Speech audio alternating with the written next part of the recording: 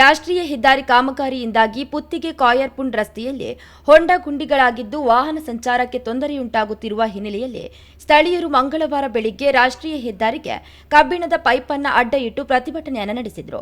ಈ ವೇಳೆ ಪ್ರತಿಭಟನೆಯನ್ನುದ್ದೇಶಿಸಿ ಮಾತನಾಡಿದ ಸ್ಥಳೀಯರಾದ ವಲೇರಿಯನ್ ಸಿಕ್ವೇರಾ ಅವರು ರಾಷ್ಟ್ರೀಯ ಹೆದ್ದಾರಿ ಇಲಾಖೆಯ ಕಾಮಗಾರಿ ನಡೆಯುವ ವೇಳೆ ಸರ್ವಿಸ್ ರಸ್ತೆಯನ್ನ ಪೂರ್ಣಗೊಳಿಸದೆ ಹಳೆ ರಸ್ತೆಯಲ್ಲಿಯೇ ಹೈವೇಯವರ ಘನ ವಾಹನಗಳು ಸಂಚಾರ ಮಾಡುತ್ತಿರುವುದರಿಂದ ಡಾಂಬರ್ಗಳು ಕಿತ್ತು ಹೋಗಿ ಮೇಲಕ್ಕೆ ಬಂದಿದ್ದು ಹೊಂಡಗಳಾಗಿ ರಸ್ತೆಯು ಸಂಪೂರ್ಣವಾಗಿ ಕೆಟ್ಟು ಹೋಗಿದೆ.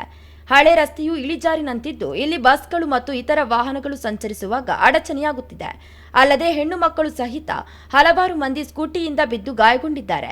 ಹೆದ್ದಾರಿ ಇಲಾಖೆಯ ಅಧಿಕಾರಿಗಳು ಸರ್ವಿಸ್ ರಸ್ತೆಯ ಕಾಮಗಾರಿಯನ್ನು ಪೂರ್ಣಗೊಳಿಸಿ ಸರಿಪಡಿಸದಿದ್ದರೆ ಗ್ರಾಮಸ್ಥರನ್ನು ಸೇರಿಸಿ ರಾಷ್ಟ್ರೀಯ ಹೆದ್ದಾರಿ ಇಲಾಖೆಯ ಕಚೇರಿ ಮುಂಭಾಗ ಬೃಹತ್ ಪ್ರತಿಭಟನೆಯನ್ನು ಕೈಗೊಳ್ಳಲಾಗುವುದು ಎಂದು ಎಚ್ಚರಿಸಿದರು.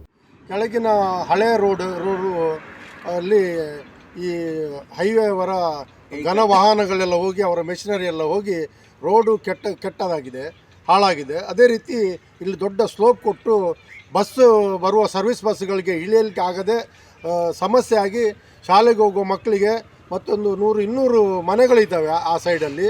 ಅವರಿಗೆ ಹೋಗಲಿಕ್ಕೆ ಬರಲಿಕ್ಕೆ ಭಾಳ ಕಷ್ಟ ಆಗ್ತದೆ. ಬಸ್ಸುಗಳು ಈಗ ಆದ ಹೈವೇಯಿಂದ ಹೋಗುವುದರಿಂದ ಜನರಿಗೆ ತುಂಬ ಪ್ರಾಬ್ಲಮ್ ಆಗಿ ಜನರು ಇವತ್ತು ಪ್ರತಿಭಟನೆ ಮಾಡ್ತಾ ಇದ್ದಾರೆ. ಈ ವೇಳೆ ಪ್ರತಿಭಟನೆಯ ಮಧ್ಯೆ ಡಿಬಿಲ್ ಕಂಪನಿಯ ಬಾಲಾಜಿ ಅವರನ್ನ ಫೋನ್ ಕರೆಯ ಮೂಲಕ ಸಂಪರ್ಕಿಸಿ ಸಮಸ್ಯೆಯನ್ನು ತಿಳಿಸಿದಾಗ 2 ವಾರದೊಳಗೆ ರಸ್ತೆಯನ್ನ ದುರಸ್ತಿ ಮಾಡಲಾಗುವುದು ಎಂದು ಭರವಸೆಯನ್ನು ನೀಡಿದಾಗ ಪ್ರತಿಭಟನೆಯನ್ನು ನಿಲ್ಲಿಸಿದರು. ಮೊನ್ನೆ ಇಬ್ಬರು ಹುಡುಗಿಯರು ಗಾಡಿ ಇಟ್ಕೊಂಡು ಹೋಗಿ ಚೀಟಾಗಿ ಬಿದ್ದಿದ್ದಾರೆ, ತಲೆಗೆ ಪೆಟ್ಟಾಗಿದೆ.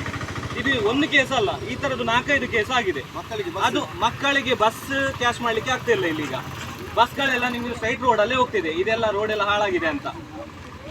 ಬಸ್ನವರು ಇನ್ನು ಮಳೆಗಾಲ ಬೇರೆ ಸ್ಟಾರ್ಟ್ ಆಗ್ತದೆ. ಈ ಸಿಡಿಲು ಮಳೆಗೆ ಹೇಗೆ ಅವ್ರು ಬರ್ತಾರೆ ಹೇಳಿ? ಎಮರ್ಜೆನ್ಸಿಗಳು ಹೇಗೆ ಎಲ್ಲ ಹೋಗುದು ಹೇಳಿ? ಅದು ನಿಮ್ಮ ಮಾತನ್ನು ನಾವು ನಂಬಿ ಇವತ್ತು ಇದು ಮಾಡ್ತೇವೆ. ಇಲ್ಲಾಂದ್ರೆ ನಾವೆಲ್ಲ ಒಟ್ಟಿಗೆ ಬರ್ತೇವೆ ಮತ್ತೆ. 2 ರೋಡ್ ಕ್ಲೋಸ್ ಆಗ್ತದೆ.